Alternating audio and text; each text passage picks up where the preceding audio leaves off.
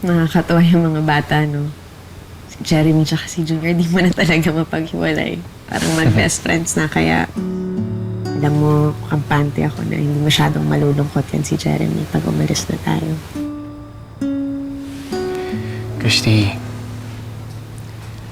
alam ko malaking pagbabago para sa inyo pagsama sa amin sa US. Pero pangako, Christy, I will make it all worth it. Babawi ako sa lahat ng pagkukulang ko sa'yo. Hinding-hindi na kita iiwan. Mabubuo na ulit ang pamilya natin na mas malaki, mas masaya. At si Jeremy, mamahalin ko na parang tunay kong anak. Alam ko naman na kaya mo yung gawin, Jordan. After all, ikaw ang nagpalaki kay Junior. Kaso lang, ngayon ko lang talaga yung kinahantungan ng usapan namin ngayon. Sana balang araw, Jordan, magkaayos-ayos ulit ang lahat. Kahit para kay Jeremy.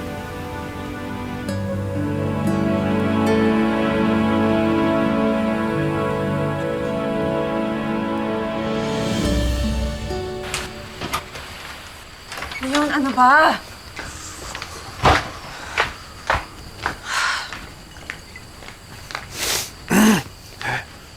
So, I take it, hindi maganda yung pag-uusap niyo ni Christy, kaya ka nagkakaganyan.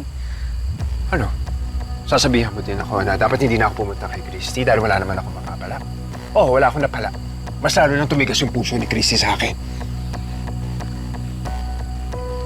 Alam mo, dapat talaga kinuha ko na si Jeremy. Tapos umalis tayo malayo para hindi na makita ni Christy yung bata. Dapat yun ang ginawa ko. Leon, yan, amin na yan. May tama ka na kaagad. Hindi makakatulong yan sa'yo. Ano?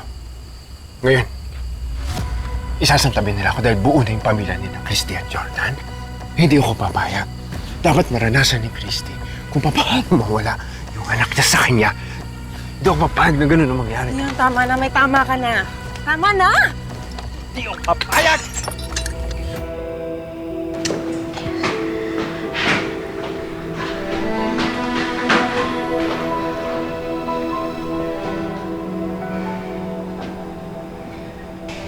Baka kung mapano si Mama Hana, awatin ko lang.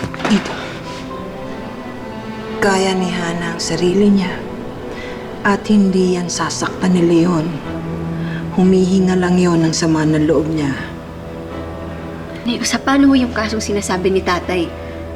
Talagang hindi na ho ba't may tutuloy yun? Aalis si Nanay Christy, sasama niya si Jeremy? May kasalanan din naman ng tatay mo kasi. Nauna yung kanyang emosyon. Kung sana nakapag-usap sila ni Christy ng mahinahon. Nay, kung kayo ho yung nasa kalagayan ni tatay, magiging mahinahon din po ba kayo? Agrabyado ho yung tatay ko, pero ni isa sa kanila ayaw nilang makinig.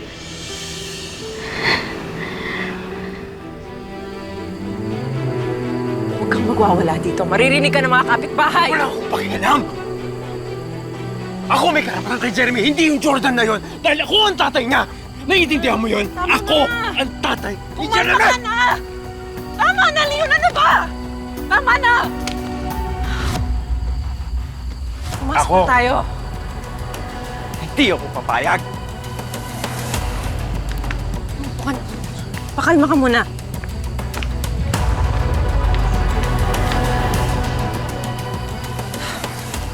Upo ka muna dyan.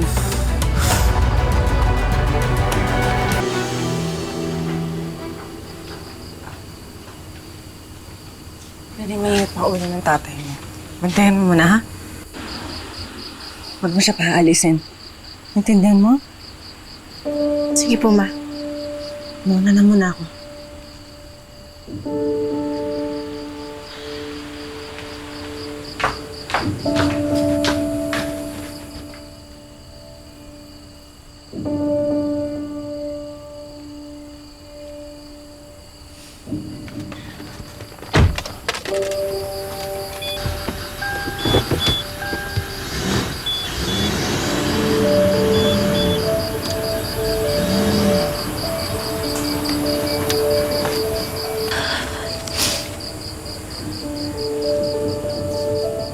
Tay, pasok po muna tayo.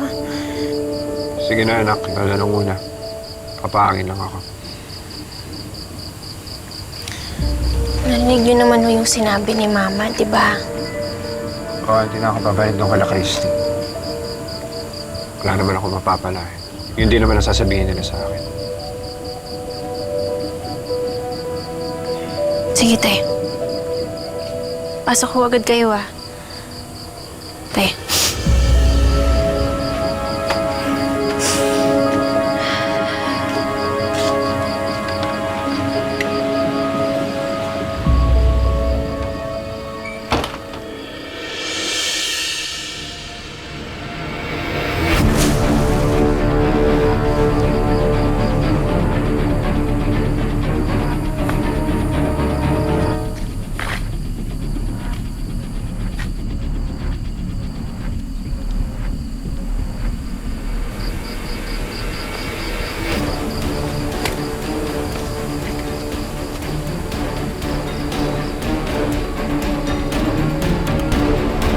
Tao ba dyan?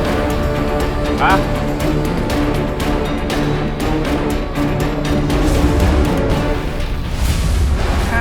Ay, Usa! Halika, pasok. Jackpot.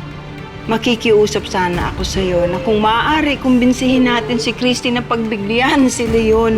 Pagbigyan saan? Na magkasama yung mag-ama, na makapagpaalam ng maayos bago sila magkahiwalay. Kailangan makuha natin si Junior na ligtas. Pag umarang yung Jordan, mas may dahilan na ako para patayin na siya. Mauunahan mo.